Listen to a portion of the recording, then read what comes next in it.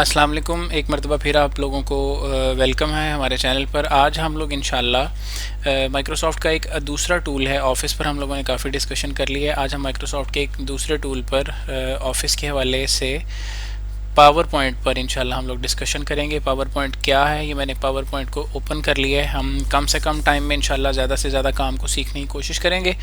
उम्मीद है कि आप लोगों को इसकी समझ भी आ जाती होगी, पिछले लेक्चर्स की भी समझ आई होगी। आप इसके थ्रू अपने लिए कुछ ना कुछ थोड़ा बहुत अर्निंग भी कर सकते हैं। कैसे करेंगे ये मैंने आपको एक वीडियो इसी मेरे लाइब्रेरी में, अगर आप लोग जाएंगे चैनल की लाइब्रेरी में तो आपको एक वीडियो मिलेगी जिसके अंदर मैंने मज़ीद डिटेल से एक एक चीज़ डिस्कशन की है कि आप लोग सिर्फ इस छोटे से टूल को ऑफिस को लर्न करने के बाद आप अर्निंग की तरफ कैसे जा सकते हैं और किन किन प्लेटफॉर्म्स पर आप लोगों ने अर्निंग के लिए एफर्ट करनी है। आप उस वीडियो में मज़ीद इन चीज़ों को डिटेल से डिस्कस भी कर सकते हैं और देख सकते हैं। खैर, फिलहाल हमारा टॉपिक है माइक्रोसॉफ्ट पावर पॉइंट के ऊपर। पावर पॉइंट क्या है जी? पावर पॉइंट हर स्टूडेंट को, बिजनेस पर्सन को, ऑफिस में काम करने वाले को, अपने किसी इन्वायरमेंट में अपनी जॉब कर रहे हैं तो जॉब के हवाले से कोई आइडिया पिच करना है अपने बॉस के सामने। आप स्टूडेंट हैं तो क्लास में कोई लेक्चर प्रेजेंट करना है आपने। आप किसी जगह पर कोई डेमोन्स्ट्रेशन देने गए हैं, कोई किसी किस्म का ट्रायल या कोई अपनी ट्रेनिंग सेशन के लिए आप अप्लाई करने गए हैं, तो वहाँ पर आपने अपने आइडिया को पिच करना है। तो आप लोग इस टूल का बड़े अच्छे से इस्तेमाल कर सकते हैं। क्या काम करता है ये? स्लाइड शो की शक्ल में, पिक्चर्स की शक्ल में, स्लाइड्स की शक्ल में आपके डाटा को प्रेजेंट करता है और आप अपनी एक खूबसूरत सी प्रेजेंटेशन के थ्रू अपने सामने अपने लिसनर्स को बड़े आसानी से, बड़े अच्छे से आप उसको इम्प्रेस कर सकते हैं। आज हम इसको छोटी सी प्रेजेंटेशन को बनाने का तरीका देखेंगे। इसके कुछ स्पेसिफिक टूल्स हैं जिनको आप इस्तेमाल करके अपनी प्रेजेंटेशन को मज़ीद इफेक्टिव बना सकते हैं। हम उस पर इंशाल्लाह डिटेल से बात करेंगे। अच्छा जी, जब हम वर्ड खोलते हैं हमारे सामने आने वाली जो स्क्रीन है उस स्क्रीन को हम कहते हैं जी वर्ड का डॉक्यूमेंट है। जब हम पावर पॉइंट खोलते हैं तो पावर पॉइंट में हमारे सामने आने वाली स्क्रीन जो ये सारा एरिया है, इसको हम डॉक्यूमेंट नहीं, इसको हम एक टाइल या इसको हम एक स्लाइड बोलते हैं। हमारे पास ये एक स्लाइड है, ठीक है जी। एक अब हम इसके ऊपर काम करेंगे। सबसे पहले आप देख रहे हैं ये सारा कुछ यहाँ पर डिसेबल्ड है, अभी कोई भी चीज़ इनेबल नहीं है। क्यों? अनटिल और अनलेस मैं कोई स्लाइड एक्टिव नहीं करता, यहाँ से फैच नहीं करता। जब हमने कोई नई स्लाइड बनानी है तो यहाँ पर हम न्यू स्लाइड्स पर आकर क्लिक करते हैं। हमारे सामने 9 डिफरेंट किस्म की स्लाइड्स हैं जो हम लोग यूज़ कर सकते हैं। टेक्निकली स्पीकिंग तो हमें हर काम के लिए एक स्पेसिफिक स्लाइड दी गई है, हमें उसी को यूज़ करना चाहिए। लेकिन अगर हम देखें, हम बीइंग पाकिस्तानी और बीइंग स्टूडेंट, मैं ये कहूँगा हम लोगों को हर चीज़ का जो है ना वो जुगाड़, एक वर्ड यूज़ होता है, हमें वो लगाने की आदत है। तो हम हर काम हर स्लाइड से भी ले सकते हैं। तो खैर, ये एक बैड अप्रोच है। अगर आप टेक्निकल पर्सन के सामने अपने इस प्रेजेंटेशन को पिच करेंगे, पोर्ट्रे करेंगे, तो वो समझ जाएगा कि आपने सिर्फ इसको as a for time pass आपने इसको बनाया और जल्दी जल्दी बना कर लिया। लेकिन अगर आप टेक्निकल पर्सन के सामने लेकर जाएंगे और वो टेक्निकली साउंड होगी आपकी प्रेजेंटेशन, तो उसे पता चल जाएगा कि इसको इस टूल के इस्तेमाल करने की सेंस भी है। तो अभी हम चलते हैं। फिलहाल हमने सबसे पहले एक टाइटल स्लाइड सेलेक्ट की है, ये जो हमारे सामने है। जैसे ही मैंने इस टाइटल स्लाइड को सिलेक्ट किया, मेरे सारे टूल बार जो है वो इनेबल हो गई और हम इसको अच्छे से यूज़ कर सकते हैं। तो टाइटल स्लाइड किस लिए यूज़ होती है? ये किसी भी किस्म का टाइटल या आप किसी किस्म का अपना इंट्रो देने के लिए इसको यूज़ कर सकते हैं, ठीक है जी। फॉर एग्जांपल आप यहाँ पे अपना नेम लिख सकते हैं कि माय नेम इज़ समथिंग, जो भी आपका नेम है यहाँ पर आप अपना नेम एंटर कर दें। उसके बाद यहाँ पर आप बता दें कि आपकी प्रेजेंटेशन किस टॉपिक पर है या आपका ताल्लुक किस डिपार्टमेंट से है। तो आप लिख लेते हैं जी मेरा डिपार्टमेंट है जी कंप्यूटर साइंसेस, तो मेरा ताल्लुक उस डिपार्टमेंट से है। इसको मैं सेव कर लेता हूँ, बार बार हमें ये प्रॉब्लम नहीं आएगी। सेव दिस पीसी डेस्कटॉप पर जाकर मैं इसको टेस्ट के तौर पर इसको मैं सेव कर लेता हूँ, ठीक है जी। मैंने फाइल सेव कर ली। फिर न्यू स्लाइड ओपन करते हैं। हम यहाँ से सेकंड स्लाइड खोलते हैं। ये है जी कंटेंट स्लाइड है, जिसके ऊपर हम किसी किस्म का टाइटल के साथ उसका कंटेंट भी दे सकते हैं जी, ठीक है।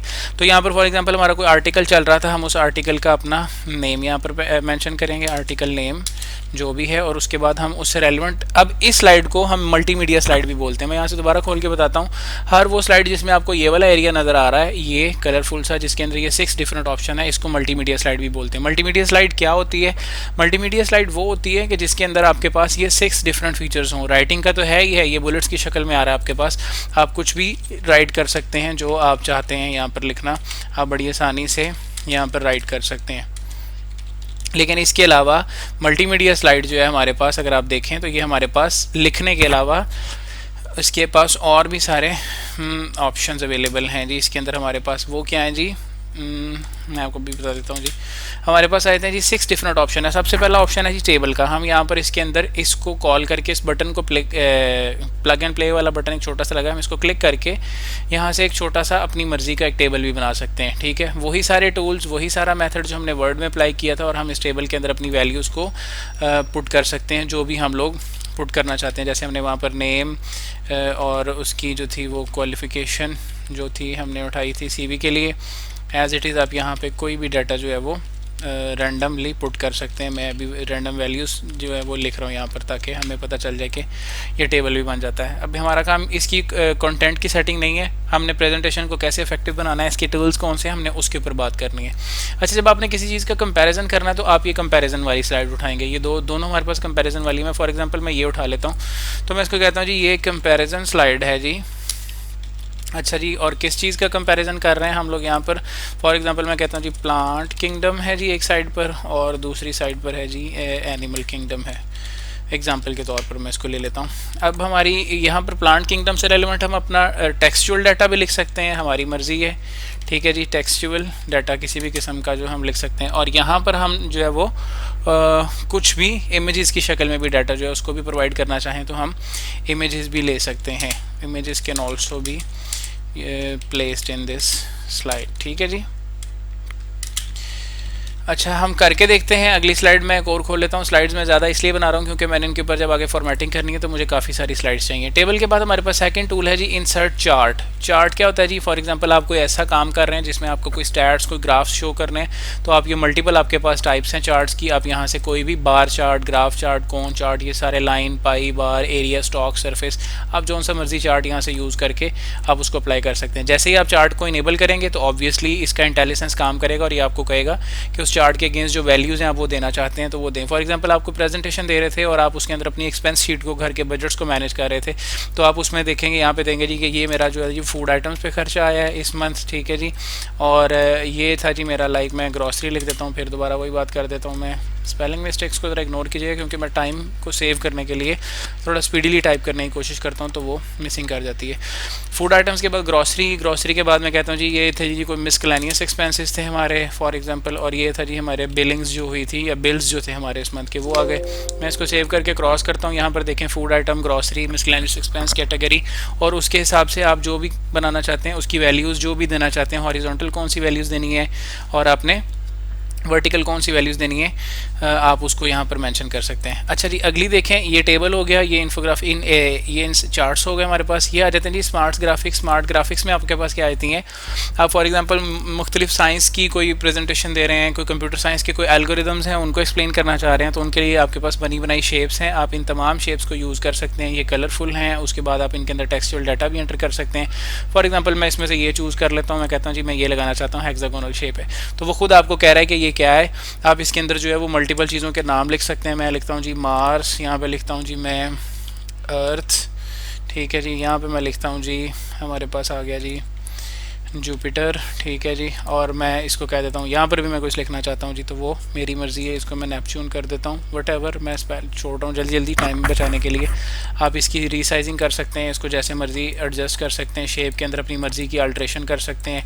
नहीं करनी, कुछ गलती होगी तो कंट्रोल जी से आप बैक पर वापस भी आ सकते हैं, कंट्रोल ऐसे इसको सेव करते जाएँ। खैर, यहाँ पर स्मार्ट टूल्स को सेटिंग करने का आप ये उसका मेथड देख सकते हैं, आपने उसके कौन से डिज़ाइन और स्टाइल्स को अप्लाई करना, बिल्कुल सेम वैसे ही हूबहू जैसे आपने उसके अंदर माइक्रोसॉफ्ट वर्ड में किया था, यही सारा काम। ये उसके कलर स्कीम्स को चेंज करना चाहते हैं, यहाँ पर आपको बाय डिफ़ॉल्ट काफ़ी सारी कलर स्कीम्स मिल जाएंगी। आप अपने टाइटल और अपने सब्जेक्ट के हिसाब से, अपने आर्टिकल के हिसाब से इसकी कलर स्कीमिंग को भी एडजस्ट कर सकते हैं। आगे चलते हैं, यहाँ से हम आगे फिर हम होम स्क्रीन पर आए, एक और स्लाइड खोल लेते हैं, कंपैरिजन वाली खोल लेते हैं या मल्टीमीडिया स्लाइड खोल लेते हैं ताकि हमें काम करने में कुछ आसानी हो जाए। ये हमने चीज़ें डिस्कस कर ली। उसके बाद पिक्चर है, ऑब्वियसली वही वर्ड वाला रूल अप्लाई करेंगे। यहाँ पर एक सैम्पल पिक्चर आप उठाते हैं और वो पिक्चर आप यहाँ पर प्लेस कर देते हैं। ठीक है जी, आगे चलते हैं जी। मैं डिफरेंट स्लाइड्स को ले रहा हूँ इसलिए ताकि हमें काम करने में, जब मैं आगे इसके ऊपर जो फॉर्मेटिंग अप्लाई करूँगा तो आप लोगों को समझ आएगी कि मैंने क्यों कुछ स्लाइड्स को एक जैसा रखा था। उसके बाद हमारे पास ऑनलाइन पिक्चर्स की भी फैसिलिटी है। अच्छा, कुछ जो पुराने हमारे पास है ना 2010 और इससे पीछे वाले, उसमें ये दो ऑप्शन नहीं है। उसके अंदर यहाँ पर ऑप्शन ये है, सॉरी इंसर्ट वीडियो का ऑप्शन है, लेकिन उसके अंदर वीडियो कन्वर्टर नहीं है, वो आपको खुद वीडियो कन्वर्ट करके WMV में कन्वर्ट करनी पड़ेगी और फिर यहाँ पर डालनी पड़ेगी। जबकि इसका बड़ा फ्री सा सॉफ्टवेयर है। आप इसके ऊपर वीडियो पे क्लिक करें, ब्राउज़ करें, अपने कंप्यूटर में जाएं, यहाँ से कोई भी एनिमेशन वीडियो उठाएं। मैंने ये अपनी वीडियो उठाई और इसको यहाँ पर ला के सेट कर लिया। अच्छा, वीडियो यहाँ पर आ गई है, लेकिन असल काम अभी शुरू हुआ है कि इस वीडियो को आपने अपनी स्लाइड में प्रेजेंट कैसे करना है, कि आपकी स्लाइड्स चलती चलती जब यहाँ पर स्लाइड शो यहाँ पर पहुँचे तो ये वीडियो खुद ब खुद चलना शुरू हो जाए। तो उसके लिए आप क्या करेंगे, ये सारी स्टाइलिंग टेक्निक्स हैं। आपने वीडियो के इर्द गिर्द कुछ करना है, कोई बॉर्डर लगाना है, कोई शेप्स लगानी है, जैसे वर्ड में बताया था, यहाँ से आप चीज़ें लगा सकते हैं। अदरवाइज आप क्या करेंगे, प्ले बैक पे क्लिक करेंगे और उसके बाद आप यहाँ पर आके कहेंगे, ये कह रहा है जी स्टार्ट कब करनी है वीडियो। जैसे ही ये स्लाइड ओपन हो तो वीडियो अभी सिलेक्ट है ऑन क्लिक, कि मैं क्लिक करूँ तो वीडियो स्टार्ट हो। लेकिन अगर आप कहीं दूर खड़े प्रेजेंटेशन दे रहे हैं, पीसी कहीं और पड़ा है, तो आप यहाँ से ऑप्शन सेलेक्ट कर सकते हैं ऑटोमेटिकली कि जैसे ही ये स्लाइड आए हमारी वीडियो खुद ब खुद चलना शुरू हो जाए। अब वो चले कैसे, मैं कहता हूँ जी प्ले फुल स्क्रीन। अगर मैं इसको नहीं करूँगा तो वो इस स्लाइड के रीजन के अंदर ही डिस्प्ले होगी, तो मैं इसको प्ले फुल स्क्रीन कर देता हूँ कि जैसे ही ये वाली स्लाइड आए ऑटोमेटिकली प्ले कर दो फुल स्क्रीन के ऊपर इस वीडियो को। ये उसको वीडियो को ट्रिम करना है, आपने कोई बुक मार्क लगाना है, इसको फेड इन फेड आउट, इसके कुछ फीचर्स हैं, आपने इसके ऊपर अप्लाई करना है, इनको खुद चेक कीजिएगा आप लोग, ठीक है। और उसके बाद आप क्या कर सकते हैं, लूप अंटिल स्टॉप, कि भाई जब तक मैं इस टॉपिक को डिस्कस कर रहा हूँ या इस वीडियो को डिस्कस कर रहा हूँ ये बार बार चलती रहे, तो लूप अंटिल स्टॉप। और रिवाइंड आफ्टर प्लेइंग का मतलब जब ये प्ले हो जाए उसके बाद ये फिर दोबारा रिवाइंड हो जाए। तो आप इसमें से जौन सा मर्जी, मैंने इसको लूप अंटिल स्टॉप कर दिया ताकि जब तक मैं इसको स्टॉप ना करूँ तब तक ये वीडियो हमारी डिस्प्ले रहे और चलती रहे। खैर ये हो गया जी हमारा वीडियो के हवाले से। मैं इसको कंट्रोल एस करता हूँ, ये हमारी स्लाइड सेव हो गई है। अब आगे चलते हैं, फिर होम पे आता हूँ, मैं एक न्यू स्लाइड देता हूँ। आखिरी फीचर है मल्टीमीडिया स्लाइड का, जिसको डिस्कस कर लेते हैं। वो क्या है जी, ऑनलाइन पिक्चर का। हम इसके ऊपर क्लिक कर सकते हैं और डायरेक्ट हम अपने किसी सर्च इंजन पर जाकर वहाँ से इंटरनेट से कोई भी पिक्चर डाउनलोड करके यहाँ पर फैच कर सकते हैं और इसको यहाँ पर हम लोग जो है वो यूज़ कर सकते हैं। खैर अब मेरे पास काफ़ी सारा मटीरियल इकट्ठा हो गया। ये अभी कोई काम नहीं था जो अभी तक हमने किया है, ये सिर्फ काम था कंटेंट फिलिंग का। हमने स्लाइड्स के अंदर, हमने इसके प्रेजेंटेशन के अंदर हमारी जितनी स्लाइड्स बनी थी हमने उनका कंटेंट फिल कर लिया। हमने टेबल भी यूज़ कर लिया, हमने टेक्सचुअल डाटा भी यूज़ कर लिया, हमने अपना इंट्रोडक्शन भी दे दिया, हमने जो कंपैरिजन स्लाइड्स का भी यूज़ किया, हमने इसके अंदर चार्ट्स और इन्फोग्राफिक्स भी डाल लिए, हमने सिंपल इमेजेस भी इस्तेमाल की, हमने एक वीडियो भी लगा ली ताकि हमें इसके सारे ऑलमोस्ट फीचर्स जो हैं वो इस्तेमाल करने आ जाएँ कि हमने इसको कैसे यूज़ करना है इन फ्यूचर। अब आते हैं जी इसकी स्टाइलिंग के ऊपर कि हमने अपनी प्रेजेंटेशन को खूबसूरत कैसे बनाना है और इसको हमने इफेक्टिव कैसे लेकर चलना है। तो इसमें सबसे पहली चीज़ आती है डिज़ाइन। हम लोग डिज़ाइन पर ये वही टूल हैं जो हमने वर्ड में यूज़ किए थे। कोई फोटो एल्बम डालना चाहते हैं, कोई स्क्रीनशॉट डालना चाहते हैं, ऑनलाइन पिक्चर या ब्राउज करके कोई पिक्चर या कोई टेबल अपनी मर्जी से ऐड करना चाहते हैं, तो ये वही है। मैं इसके ऊपर ज़्यादा टाइम वेस्ट नहीं करूँगा, ये सारी वही चीज़ें हैं। हेडर लगाना चाहते हैं, फुटर लगाना चाहते हैं, कोई टेक्स्ट बॉक्स देना चाहते हैं, इट्स अप टू यू। इनको ट्राई ज़रूर कीजिएगा ताकि आपके हाथ से ये सारे फीचर्स एक बार गुजर जाएँ। हम चलते हैं जी डिज़ाइंस पर। डिज़ाइंस में क्या होता है जी, हम आते हैं, अब हमने अपनी जो स्लाइड्स हैं हमने इनको डिज़ाइनिंग में लेकर आना है। लाइक मैं इसके ऊपर जाता हूँ, देखिएगा ये इफेक्ट चेंज हो जाएगा, ये इस स्लाइड का इफेक्ट चेंज हो गया। मैंने इसके साथ वाले पे आया, इसके ऊपर नया डिज़ाइन अप्लाई हो गया। मैंने ये डिज़ाइन देखा, मुझे ये भी अच्छा लगा, मैं और ब्राउज़ करते करते करते मैंने ये सारे डिज़ाइन देखे, ये सब डिज़ाइन काफ़ी अच्छे हैं। अच्छा मैं कहता हूँ जी, क्योंकि मुझे थोड़ा सा पर्पल कलर अच्छा लगता है, मैं कहता हूँ जी मैं इसके ऊपर क्लिक करता हूँ। इसने क्या किया, अभी देखिएगा मैंने इस एक पे क्लिक किया और इसने सारी की सारी मेरी जो आर्ट स्लाइड्स थी इसने सब के ऊपर वही डिज़ाइन अप्लाई कर दी है। ठीक है जी। अच्छा अब आप क्या करेंगे, लेकिन मैं चाहता था कि सिर्फ इंट्रोडक्शन जो है वो इस डिज़ाइन का हो और ये जो फीचर है ये किसी और डिज़ाइन का हो। मैं किसी और डिज़ाइन पे क्लिक करता हूँ यहाँ पर इस स्टाइल को सिलेक्ट करके, तो क्या होगा जी, उसने फिर सबके ऊपर अप्लाई कर दिया। इट मीन्स कि डिज़ाइन जो है वो इफेक्ट करता है सारी स्लाइड्स को, लेकिन मैं चाहता हूँ कि सब सेपरेट हों। तो मैं क्या करूँगा, हम इसको पकड़ेंगे और इसको कर देंगे ये वाला डिज़ाइन, इसके ऊपर आ गया, लेकिन वो सब के साथ वही दोबारा डिज़ाइन आ गया। इसका मैंने डिज़ाइन चेंज करना है तो मैं इसके ऊपर जाऊंगा और इससे रेलेवेंट जो डिज़ाइन अप्लाई करना है इस स्लाइड के ऊपर, मैं उसके ऊपर राइट क्लिक करूंगा और मैं करूंगा अप्लाई टू सिलेक्टेड स्लाइड्स। जो मैंने स्लाइड सेलेक्ट की है उसके ऊपर ये अप्लाई हो जाएगा। अब इसका पर्पल है और इसका वो ग्रीन वाला डिज़ाइन आ गया। इसका मैं चाहता हूँ कि पर्पल ही रहे, ये ठीक लग रहा है। इसको मैं फिर चाहता हूँ कि इसका डिज़ाइन चेंज हो जाए, तो मैं नए डिज़ाइन पर जाऊँगा, राइट क्लिक करूँगा, अप्लाई टू सिलेक्टेड स्लाइड करूँगा, तो ये हमारा डिज़ाइन, अब तीनों के डिज़ाइन मुख्तलिफ हैं। अच्छा इसमें एक और फीचर है जिसके लिए मैंने आपको कहा था कि मैं मल्टीपल स्लाइड्स को यूज़ कर रहा हूँ। वो क्या है, ये देखिएगा, ये ग्रीन वाला है और मैं इसमें से सिलेक्ट करता हूँ। ये स्लाइड हमारी कौन सी थी, अगर आपको याद हो तो ये कंपैरिजन वाली मल्टीमीडिया स्लाइड थी। मैंने ऐसे की एक दो जगह और भी स्लाइड्स को मैंने यूज़ किया है। तो मैं क्या करता हूँ, मैं कहता हूँ जी कि apply this design to all matching slides. तो ये क्या करेगा, देखिएगा इसने ये डिज़ाइन तमाम मैचिंग स्लाइड्स, जो भी मैंने, मैचिंग स्लाइड का मतलब है कि जो स्लाइड्स मैंने इस जैसी यूज़ की थी उसने उन सबको वही सेम कलर कर दिया। तो इट्स अप टू यू कि आप इसकी कौन सी कलर स्कीम को यूज़ करना चाहते हैं और किस तरह से इसको अप्लाई करना चाहते हैं। ये आपके ऊपर है, हमने डिज़ाइन लगा लिए और हमें डिज़ाइन लगाने का तरीका भी आ गया। अब आगे चलते हैं जी हम लोग यहाँ पर ट्रांजिशंस के ऊपर। ट्रांजिशंस क्या होती हैं? ट्रांजिशन होती है कि कैसे आपकी एक स्लाइड जो है वो आपके व्यूवर को व्यू होगी। ये वाला पोर्शन बड़ा इंपॉर्टेंट है, इसको बड़े गौर से आपने देखना है और इसी के ऊपर आप लोगों की ऑटोमेशन वाला प्रोसेस भी है जिसको हम लोगों ने अप्लाई करना है और उसके बाद हम लोग इस चीज़ को आगे भी इस्तेमाल कर सकते हैं। अच्छा ये देखिएगा, मैं आता हूँ इस ट्रांजिशन को सिलेक्ट करता हूँ, मैं इसको सिलेक्ट करता हूँ तो मुझे ये बताएगी कि जब ये स्लाइड शो होगी तो ये इस तरह से इस ट्रांजिशन के साथ डिस्प्ले होगी। जैसे ही मैंने इस ट्रांजिशन पे क्लिक किया, मेरी स्लाइड के साथ एक स्टार का निशान आ गया जो ये बता रहा है कि इस स्लाइड के ऊपर कोई ट्रांजिशन जो है वो अप्लाई हो गई है। वो कौन सी है? मैंने इस पर क्लिक किया था। मैं इस पर जाता हूँ, इस पर अभी कोई ट्रांजिशन नहीं लगी। आप यहाँ पर देखिएगा, मैं जाता हूँ ये रैंडम बार्स पे क्लिक करता हूँ और अब इसके ऊपर भी ट्रांजिशन अप्लाई हो गई है। मतलब ये किसी और तरह से और ये किसी और तरह से अब हमारे सामने व्यू होगी। मैं 3 पर गया और मैंने यहाँ पर एक और ट्रांजिशन अप्लाई कर दी। मैंने कहा जी ये इस तरह से अपीयर होनी चाहिए, ये वाली स्लाइड जो है वो इस तरह से अपीयर होनी चाहिए हमारे सामने, ये वाली स्लाइड जो है वो इस तरह से अपीयर होनी चाहिए। ठीक है जी, मैंने यानी कि कह लें कि अल्टीमेटली मैंने इन सबको मैंने कोई ना कोई ट्रांजिशन जो है वो मैंने अप्लाई करवा देनी है ताकि इनमें ज़रा देखने वाले को, लिसनर को, व्यूवर को थोड़ी सी अट्रैक्शन फील हो मेरी कि मैं क्या बात कर रहा हूँ, वो बोर ना हो जाए मेरी प्रेजेंटेशन से। ठीक है जी। अच्छा अब आगे चलते हैं जी हम ट्रांजिशंस का और एनिमेशंस का। अब मैं सॉरी ट्रांजिशंस पे ये भी मैं यहाँ पर रहता हूँ। अच्छा अब आता है जी हमारे सामने ये क्या फीचर है, साउंड वाला। ये जब आप लोग अपने हेडफोन्स को यूज़ करेंगे, हेडफोन्स देखेंगे या आपके स्पीकर में आप जाएंगे, यहाँ पर आप किसी साउंड के ऊपर जाकर क्लिक करेंगे तो आपको आवाज़ आएगी। ये अपलॉज है, मतलब आप जिस तरह इस पर क्लिक करेंगे तो ये वाली आपकी जब भी कोई ये स्लाइड शो होगी तो तालियाँ बजना शुरू हो जाएंगी। ठीक है जी। फॉर एग्जाम्पल आप लास्ट स्लाइड के ऊपर जहाँ पर आप अपना जो है ना आखिरी स्लाइड पर, एंडिंग स्लाइड पर जाते हैं, वहाँ पर आप एंडिंग पर खुद ही अपने लिए जो है ना वो क्लैप करवाना चाहते हैं तो ये आपके ऊपर है, आप अपनी मर्जी से वहाँ पर क्लैप भी करवा सकते हैं। अगर आपको यकीन हो कि आपके लिए कोई क्लैप नहीं करने वाला तो आप आखिरी वाली पे खुद ही अपनी अपलॉज जो है वो अप्लाई कर सकते हैं। सॉरी मैं ज़रा थोड़ा सा मजाक वाले मूड में चला गया यहाँ से। अच्छा उसके बाद हमारे पास क्या है, ये मल्टीपल और फीचर्स हैं। आप ये सारे मल्टीपल साउंड्स हैं, इनको आप अप्लाई कर सकते हैं। जिस तरह का भी साउंड आपने अप्लाई करना है यहाँ से आप सिलेक्ट करें और उसको अपनी स्लाइड के ऊपर अप्लाई कर दें ताकि दूर अगर कोई बैठा है उसको पता चल जाए, स्लाइड्स का कलर सेम हो, कंटेंट सेम हो, तो कम से कम उसको आवाज़ सुन के पता चल जाए कि आपका साउंड जो है, स्लाइड जो है वो चेंज हो गई है, नेक्स्ट स्लाइड आ गई है। अब चलते हैं जी, इसके बाद हमने साउंड्स भी हर एक स्लाइड के ऊपर डिफरेंट अप्लाई कर लेने हैं कि जी हमने ये करना है या जो भी करना है। आप इसको अप्लाई टू ऑल भी कर सकते हैं, यहाँ से क्लिक करके अप्लाई टू ऑल कर देंगे तो सब के ऊपर ये ब्रीज वाला जो साउंड है, ब्रीज वाला, ये उसके ऊपर इंप्लीमेंट हो जाएगा। ड्यूरेशन क्या, कितनी देर तक ये साउंड आपने जो है वो चलता रहे, यानी कि इतना अनोइंग ना हो जाए कि लोग इससे तंग हो जाएँ, तो यहाँ से आप अपना टाइमर भी सेट कर सकते हैं कि ये सिर्फ एक सेकंड तक, 1 मिली सेकंड तक, 2 मिली सेकंड तक कितना आपने इसको साउंड की ड्यूरेशन रखनी है। यहाँ से आप इसके साउंड की ड्यूरेशन को सिलेक्ट भी कर सकते हैं। ठीक है।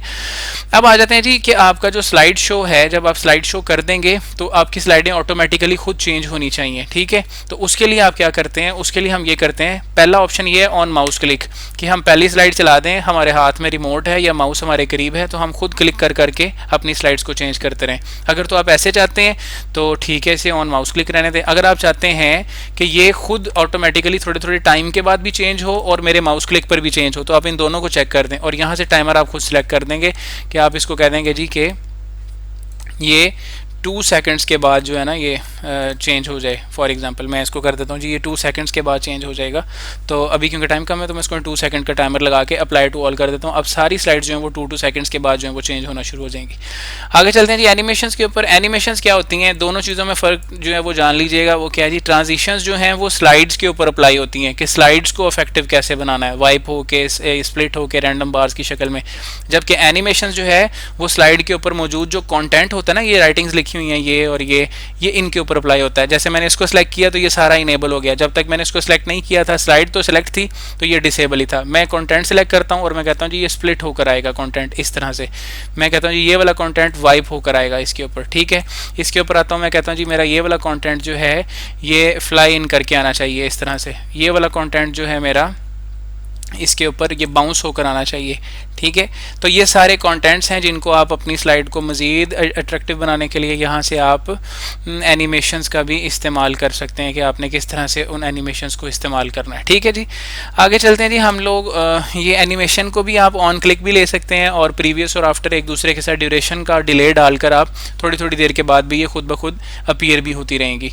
आप इनको इनकी सेटिंग टाइमर के साथ भी कर सकते हैं। स्लाइड शो आ गया लास्ट पे, हम देखेंगे कि हमने जो कुछ बनाया अभी तक ये कैसा है, और हमने इसके साथ अपने आप को कंपेटेबल बनाना है अपनी प्रेजेंटेशन के लिए, तो हम इसके साथ रिहर्स टाइमिंग भी प्ले करके चेक कर सकते हैं। आप किसी जगह पर प्रेजेंटेशन देने के लिए जाने लगे और आपको पता है कि आपके पास सिर्फ 5 मिनट हैं, आपने 5 मिनट में बोलना है, तो आप यहाँ से अपनी प्रेजेंटेशन को 5 मिनट में रिहर्स करने के लिए इस ऑप्शन का भी जो है वो यूज़ कर सकते हैं। उसके अलावा अगर आप अपना रिकॉर्ड करना है, स्लाइड शो पूरा का पूरा रिकॉर्डिंग बनानी है, तो आप इस बटन को यूज़ करके रिकॉर्डिंग भी कर सकते हैं। खैर ये हमारा टॉपिक नहीं है, हम लोग क्लास में सामने या स्टूडेंट हैं या हम बिजनेस पर्सन हैं, तो हम 1-on-1 face to face presentation देते हैं। इसलिए हम लोग क्या करते हैं, हम इसको अप्लाई फ्रॉम बिगिनिंग करके चेक करते हैं कि अभी तक जितना हमने काम किया है वो कैसा रहा। इसको चलाने के 2 तरीके हैं, स्लाइड शो पर आएँ, फ्रॉम बिगिनिंग पे क्लिक करें, या from current slide. From current slide करेंगे तो जिस स्लाइड पर आप हैं वहीं से स्लाइड शो शुरू हो जाएगा, लेकिन हमने फ्रॉम बिगिनिंग करना है तो आप फ्रॉम बिगिनिंग पे क्लिक करेंगे, ये स्टार्ट हो जाएगा। दूसरा ऑप्शन ये है कि आप यहाँ पर आएँ और ये लिखा होता है स्लाइड शो का ऑप्शन है, आप इसको क्लिक करें तो स्लाइड शो स्टार्ट हो जाएगा। तो लीजिए हमारी प्रेजेंटेशन तैयार है, हम इसका स्लाइड शो चलाकर चेक करते हैं कि हमारी प्रेजेंटेशन किस तरह से हमें शो होती है। जी ये साउंड आ गया, ट्रांजिशन अप्लाई हुई, एनिमेशन अप्लाई हुआ, 2 सेकंड का टाइम गुजरा, मैं कुछ भी नहीं कर रहा, खुद ब खुद सब स्विच हो रहा है। फिर 2 सेकंड का टाइम, अगली स्लाइड, ट्रांजिशन, एनिमेशन, फिर ये देखिए ट्रांजिशन, एनिमेशन, 2 सेकंड के बाद नेक्स्ट स्लाइड, इन्फोग्राफिक्स, फिर 2 सेकंड के बाद नेक्स्ट स्लाइड, फिर ये 2 सेकंड के बाद नेक्स्ट स्लाइड, और मेरे हाथ लगाए बगैर खुद ब खुद वीडियो चल गई है, वीडियो डिस्प्ले हुई, कंप्लीट हुई, और इसको मैंने 2 सेकंड का टाइमर भी लगाया हुआ था, 2 सेकंड के बाद ये चेंज हो गई है। और उसके बाद हम आखिरी स्लाइड पर आए, 2 सेकंड का टाइम गुजरा और इसने कहा जी कि आपकी प्रेजेंटेशन कंप्लीट हो गई है। तो ऐसे आप अपनी क्लास में छोटी सी प्रेजेंटेशन जो है उसको तैयार करके ऑटोमेट करके अपने क्लास फेलोज पर, अपने टीचर्स के सामने एक अच्छा सा इंप्रेशन जो है वो अपना शो कर सकते हैं। और कुछ नहीं तो कम से कम आपको अपने इस्तेमाल के लिए ये पावर पॉइंट का जो टूल है ये बड़े अच्छे से यूज़ करना आना चाहिए आपको। उम्मीद है कि आप लोगों को समझ आई होगी। इसकी प्रैक्टिस कीजिएगा और नीचे कमेंट्स में फीडबैक ज़रूर दीजिएगा कि आपको वीडियो कैसी लगी है। इसको लाइक कीजिएगा, शेयर कीजिएगा, मल्टीपल अपने फ्रेंड्स के साथ भी इनको शेयर करें ताकि वो लोग भी इसको फ्री ऑफ कॉस्ट इन चीज़ों को सीख सकें। Thank you so much. इंशाल्लाह फिर नेक्स्ट वीडियो में हमारी मुलाकात होगी। तब तक के लिए अल्लाह हाफिज़।